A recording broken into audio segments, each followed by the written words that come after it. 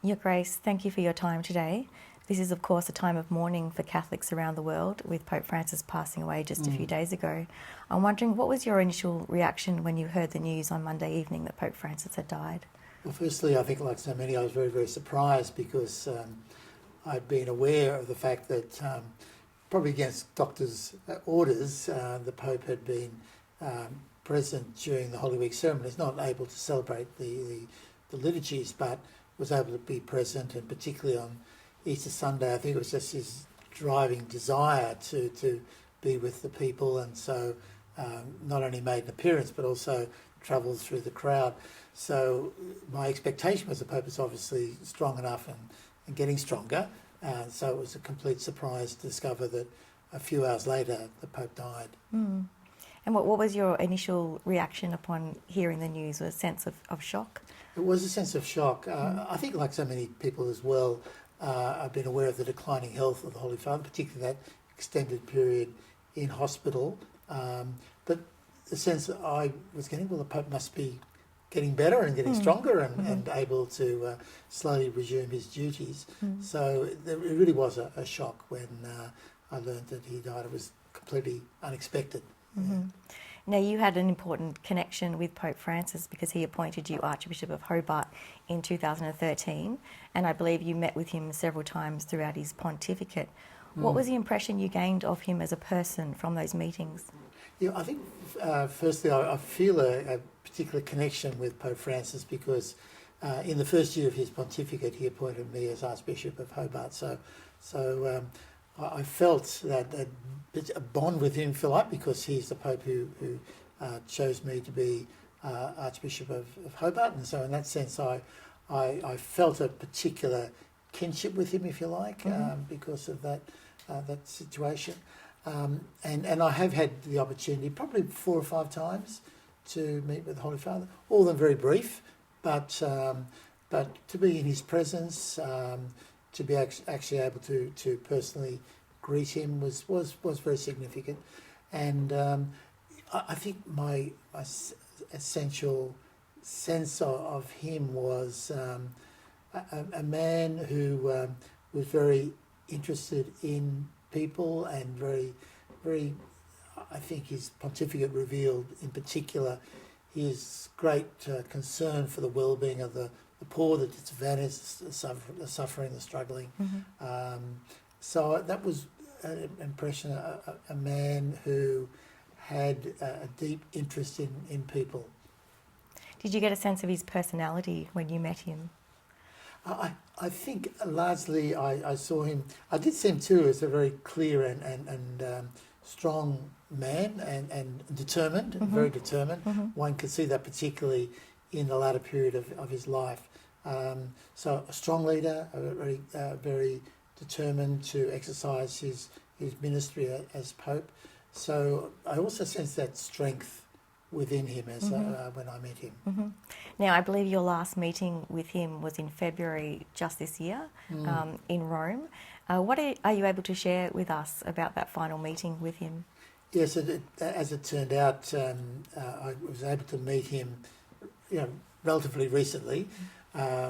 We had a group from the Archdiocese going to Rome as part of the pilgrimage for the Holy Year, and we were able to attend a papal audience, and during that audience I was able to personally greet him. Again, a brief greeting. What struck me at the time was he seemed to be very alive, very attentive, very engaged with me. When I met him, he responded very clearly, very positively.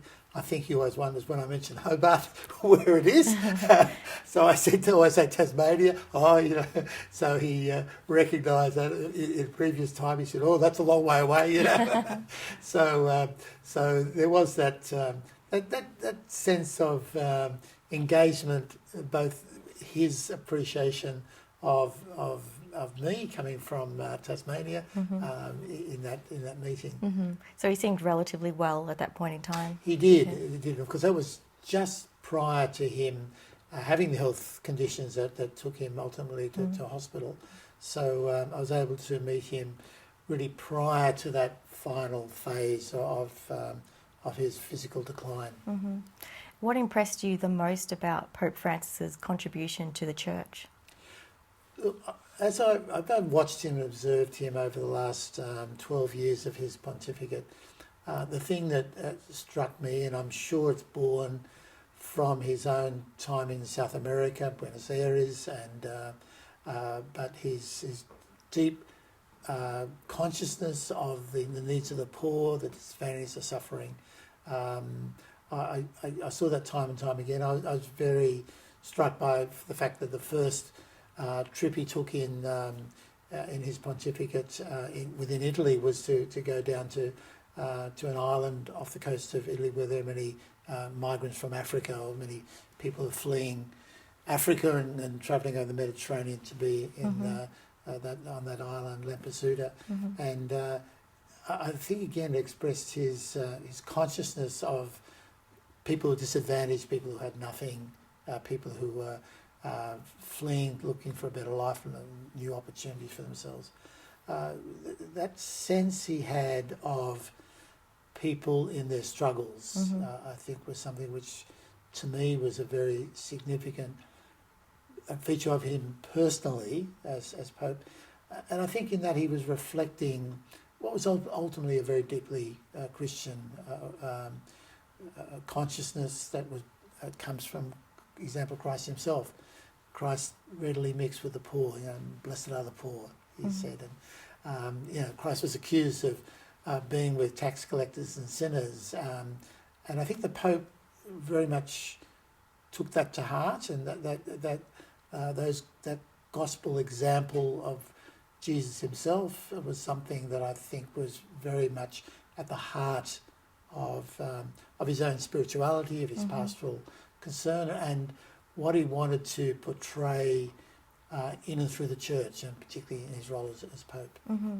And travelling to those places you mentioned is also an example of one of his themes of going to the people on the peripheries, would you say? That's correct. Yeah. I think it's very interesting that one of the last visits he made was to come down to this part of the world, to visit.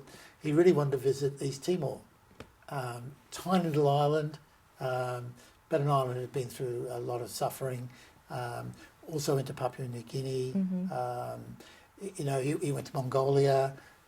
He went into Iraq. He went to many places which weren't the centres of power and influence in the world, but were very much countries and peoples who were struggling. And I think again that reflected his desire as a Pope to be among the disadvantaged, and being among those who are struggling, and wanting to give them heart and hope and encouragement and so forth, which I think his visits did. I think they were great encouragements to the people, and the people I'm sure felt he was a Holy Father who really had paternal care and concern for them in their own struggles and needs.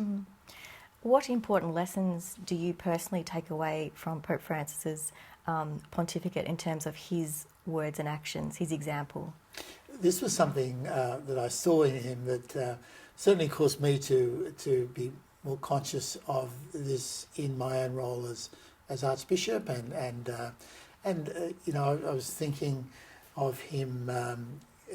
Again, he did it last Holy Thursday, going to the prison, Regina Coeli prison in Rome, washing the feet of the... I think when he first did that, the first time he did that, of course, a great deal of consternation, because that's a liturgical ceremony which takes place within the rite of Holy Thursday night.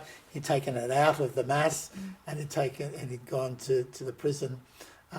Each year I've been visiting the prisons at Christmas and Easter, and certainly that encouraged me to see the importance of engagement, say, with prisoners in their particular needs.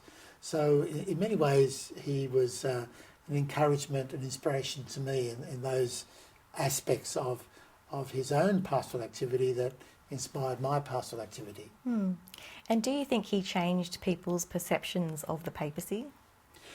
Look, I think he did bring a very human face to the papacy. I think many people saw in him a pastor who was very much had in his own heart compassion and kindness towards them. And there are many beautiful occasions during papacy. I remember at the World Youth Day at Rio de Janeiro, I was there, the Pope was there, it was his first World Youth Day. And he'd met a child during the day who was a very small child, who was very badly deformed. And he said, I'd like you to come and be present at the Mass with me. And he was there, and the mother and father came with this deformed child, and he came, embraced the child, and held the child up. Mm-hmm. These are very powerful, very strong expressions of his deep humanity, his deep consciousness of the needs of people. And I think he brought that very much to the papacy, and I think people saw that face, if you like, of the Church through Pope Francis. Mm-hmm. And finally, Your Grace, what do you think Pope Francis's legacy will be to the Church? Look, I think it's these elements that will go forward. He spoke a lot about mercy, about joy, the joy of the Christian life. But I think his legacy will be the sense of the Church wanting to be with people and accompany people in their struggles and their difficulties, and that hoping that legacy will continue as we go forward, and that's an important contribution he's made to the, if you like, the face of the Church to the world more broadly. Mm-hmm. Well, thank you, Your Grace, for sharing your reflections of Pope Francis with us. I'm sure many people will appreciate hearing your thoughts at this time. Thank you very much, Catherine. Thank you.